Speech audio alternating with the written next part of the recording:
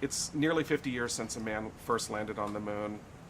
How significant is it that when we look up at the moon to realize that there were actually men there at some point? And do you think we take that for granted? I think, I think it's this incredible thing that's still hard to fathom. You know, I have a hard time fathoming it. But I remember actually, you know, even during the process of making this movie, every time I'd look at the moon, it seemed to speak to me in a different way than it had before. I think it has something to do with learning just how hard this enterprise was, realizing that I'd almost taken it for granted that people had walked on the moon.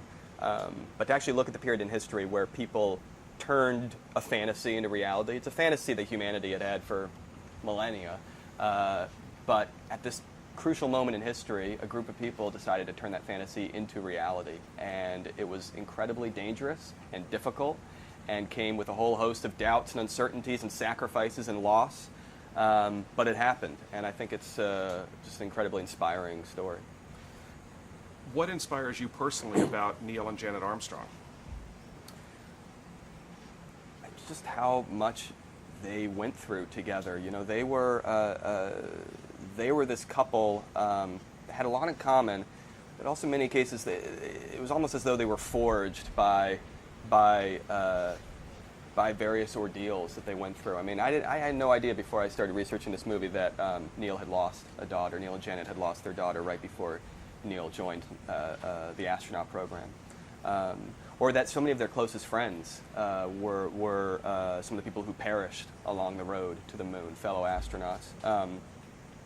Or the brushes with death that Neil himself had had, and how Janet had to deal with those on her end. I mean, just the sacrifices that they as a couple and their family as a unit had to go through during this sort of 8-year period that the movie covers. Just it was sort of eye-opening for me. You also, part of your vision for the movie was to show how dangerous it was. You know, for people who have only seen the trailer, what can they experience in terms of the excitement level that people can find in First Man? Well, I think, you know, we wanted it to feel almost like virtual reality in space. You know, we wanted it to feel like you are there in the capsule, you're seeing what Neil sees, you're hearing what he hears, you are being launched into space, you are walking on the moon. We tried to approach everything as immersively as possible. With sound, with imagery, IMAX photography on the moon, just really put the audience in the shoes of Neil Armstrong. But I think also what was even more important to us was the personal story. You know, that at the end of the day, this was a story about human beings, ordinary people who were thrust into extraordinary circumstances, and how they had to find a way to balance life on the ground with life in space. And so I think the story of Neil and Janet, you know, as beautifully played by Ryan and Claire Foy, I think that's an endlessly inspiring story. Could this movie have been made without NASA's cooperation? I don't think so. I think this movie depended on NASA in so many ways. I mean, NASA was generous enough to open their doors to us completely. The actors spent a ton of time sort of in training and meetings at NASA, both in Houston and here on the Cape. We were able to shoot here on the Cape for a bit.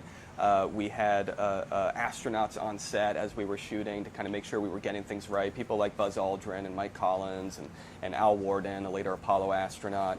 We spent a lot of time with Neil's family. His sons were incredibly helpful. His ex-wife Janet, who Claire Foy plays in the movie, was incredibly generous with her time.